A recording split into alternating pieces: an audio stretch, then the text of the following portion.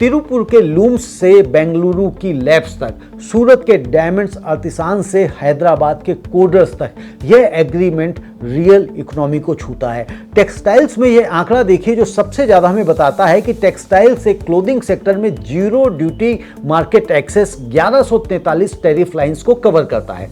India पहले से बांग्लादेश, पाकिस्तान और कंबोडिया के मुकाबले एक ड्यूटी डिसएडवांटेज में था, क्योंकि उन देशों को यूके मार्केट में पहले से ही ड्यूटी फ्री एक्सेस था।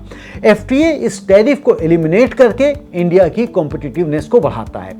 यूके का total textile import 26.95 billion dollar का है और भारत का वर्तमान सप्लाई सिर्फ 1.79 बिलियन डॉलर का है।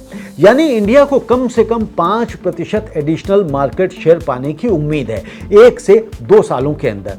यह वो जगह है जहां ड्यूटी फ्री एक्सेस सबसे साफ तौर पर मतलब रखती है, क्योंकि कॉम्पिटिटर्स को पहले से एडवांटेज था और अब वो बैरियर हट रहा है। लेकिन ध्यान दीजिए, कॉम्पिटिटर सिर्फ कमजोर नहीं बैठेंगे। जैसे इंडिया का मार्केट शेयर बढ़ेगा, वैसे ही बांग्लादेश, वियतनाम और कंबोडिया भी अपनी क्वालिटी और प्राइसिंग स्ट्रेटेजी को शार्पन करेंगे। यह एक रेस है जिसमें ड्यूटी फ्री एक्सेस सिर्फ स्टार्टिंग लाइन है, फिनिश लाइन नहीं। अब देखते हैं क्या कोई खतरे भी हैं। जी हाँ दोस्तों, अब वो हिस्सा देखिए जो शायद सबसे महत्वपूर्ण है और जिसे सरकारी बयानों में सबसे कम जगह मिलती है। केवल ड्यूटी फ्री एक्सेस पर्याप्त क्यों नहीं है? क्योंकि यूके और पूरा डेवलप्ड वर्ल्ड अब सिर्फ प्राइस पर ट्रेड नहीं करता, वो स्टैंडर्ड्स पर ट्रेड करता है। Quality standards, traceability, sustainability requirements, carbon footprint, food safety standard, residue norms.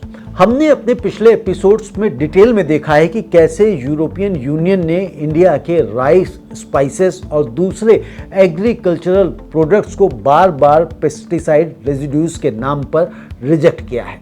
ट्राइसाइक्लाजोल, ethylene oxide, ट्राइजोफॉस, ये सब केमिकल्स जो भारत में अभी भी लीगल हैं, यूरोप में पहले से बैंड हैं।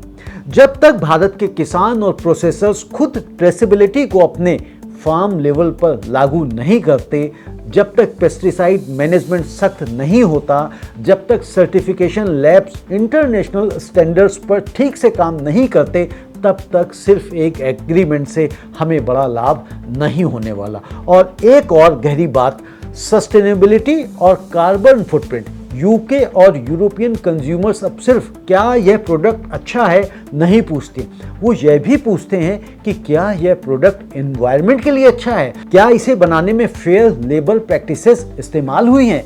अगले दशक में यही कॉम्पिटिटिव एडवांटेज की नई परिभाषा होगी। सिर्फ कीमत नहीं, गुणवत्ता और सस्टेनेबिलिटी भी। जो देश और कंपनीज आज से इस दिशा में इन्वेस्ट करना शुरू करेंगे, वो अगले 10 सालों में जीतेंगे। और जो सिर्फ ड्यूटी फ्री है तो बेच दो की सोच में रहेंगे, वो रिजेक्शन और रेपुटेशनल डैमेज का सामना करेंगे।